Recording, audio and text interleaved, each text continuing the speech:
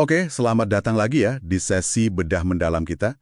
Anda sudah berbagi draft presentasi soal perubahan iklim nih. Nah, misi kita sekarang kita coba gali intinya bareng-bareng. Kita fokus bedah soal apa sih bedanya cuaca sama iklim. Terus apa aja yang ngebentuk iklim itu, dan ya, kenapa ini penting buat kita gitu. Siap ya? Oke, mari kita langsung lihat draft Anda. Di awal itu kan langsung disorot ya perbedaan kuncinya, ada cuaca. Draft Anda bilang, cuaca itu kondisi udara, tapi jangka pendek, sebentar gitu, dan di area sempit. Kayak contohnya mungkin hari ini di Bantul cerah, besok bisa jadi mendung, gitu kan ya? Betul, betul. Sangat fluktuatif ya cuaca itu, kondisi saat ini di tempat ini. Nah, beda banget sama iklim. Kalau iklim, itu rata-rata kondisi cuaca, tapi ngukurnya jangka panjang, bisa puluhan tahun, dan cakupannya luas. Contohnya kayak iklim tropis di Indonesia gitu ya, yang kita rasain sepanjang tahun. Nah, persis. Jadi, paham bedanya cuaca harian sama pola iklim jangka panjang ini, wah ini fondasi penting banget sih buat ngebahas sisanya. Oke, oke. Terus draft Anda juga mengurai unsur-unsur iklim dasarnya nih. Ada apa aja tuh? Ya, ada beberapa komponen utama ya. Yang pertama jelas penyinaran matahari. Ini kan sumber energi utamanya. Yang bikin panas atau dinginnya bumi ya? Betul, terus ada suhu udara itu sendiri yang kita rasain langsung, lalu kelembaban, seberapa banyak uap air di udara, Terus? ada angin, pergerakan udara itu, dan tentu saja curah hujan. Nah, semua ini kalau di rata-rata dalam waktu lama, ya itulah yang membentuk pola iklim suatu daerah. Jadi kombinasi semua itu ya dalam jangka panjang. Iya, betul. Dan yang menarik nih, di draft Anda itu dijelasin juga gimana unsur-unsur ini enggak berdiri sendiri. Langsung nyambung ke pengaruhnya di berbagai sektor kehidupan kita. Oh iya benar. Disebutin soal pertanian ya. Itu jelas banget sih. Jelas banget, iklim kan nentuin tanaman apa yang cocok, kapan baiknya nanam. Bahkan, ya itu tadi, resiko gagal panen kalau polanya, misalnya curah hujannya berubah drastis. Benar juga. Selain pertanian, ada juga perhubungan ya disebut di sana. Iya, kelencaran transportasi, mau darat, laut, udara, kan sangat dipengaruhi cuaca harian ya. Tapi kalau iklim jangka panjang, itu mentuin perlu bangun infrastruktur yang kayak gimana biar tahan. Masuk akal. Terus industri juga ya, terutama pariwisata mungkin. Nah iya, pariwisata itu sangat bergantung sama iklim yang menjual. Pantai butuh cerah, ski butuh salju, kan gitu. Terus kesehatan juga disebut. Kesehatan.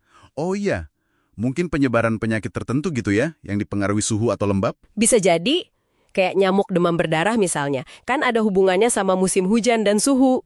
Oke, oke. Contoh spesifik di draft Anda itu ngebantu banget sih buat bedainnya. Kayak tadi, beras tagih, hari ini hujan deras. Itu cuaca. Betul. Tapi pas Anda sajikan data rata-rata curah hujan tahunan di Riau misalnya, sampai 417 mm. Nah, itu udah ngomongin iklim, pola jangka panjang. Atau Bogor ya, yang sering dibilang kota hujan. Itu kan karena seringnya hujan ya. Itu berarti ciri cuaca khas sana. Iya, itu lebih ke frekuensi hujannya yang tinggi, jadi ciri cuaca khas Bogor. Beda sama gambaran iklim tropis bahasa Indonesia secara keseluruhan. Itu skala yang beda. Paham, paham. Nah ini nih, bagian yang menurut saya paling penting. Dari situ kan draft Anda langsung ngarah ke dampak perubahan iklim ya. Tepat sekali. Dan ini bukan lagi sekedar teori di awang-awang. Draft Anda nunjukin konsekuensi yang nyata. Iya, di sektor ekonomi misalnya. Disebutin risiko gagal panen tadi, itu kan langsung ke perut ya soal pangan. Betul, gagal panen karena mungkin pola hujannya jadi nggak jelas, atau suhu terlalu ekstrim. Itu pukulan berat buat petani, dan bisa ngaruh ke harga pangan juga kan? Belum lagi kalau ada kerusakan infrastruktur ya. Kayak jembatan rusak karena banjir, jalanan ambles. Itu kan biaya perbaikannya gede banget. Gede banget. Itu dari sisi ekonomi. Nah, draft Anda juga nyinggung dampak sosial budaya. Ini menarik juga. Iya, contohnya soal nelayan itu ya, yang jadi makin susah nebak kondisi laut. Nah, itu dia. Pola angin berubah, arus laut mungkin geser, ikan-ikan jadi pindah tempat. Ini kan bukan cuma soal pendapatan mereka ya. Tapi juga cara hidup mereka ya.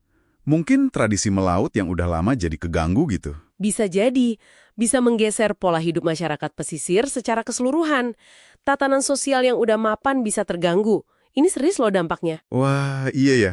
Jadi kalau ditarik benang merahnya nih, perubahan di pola jangka panjang iklim itu, biarpun kelihatannya pelan, efeknya bisa merembet kemana-mana ya. Banget.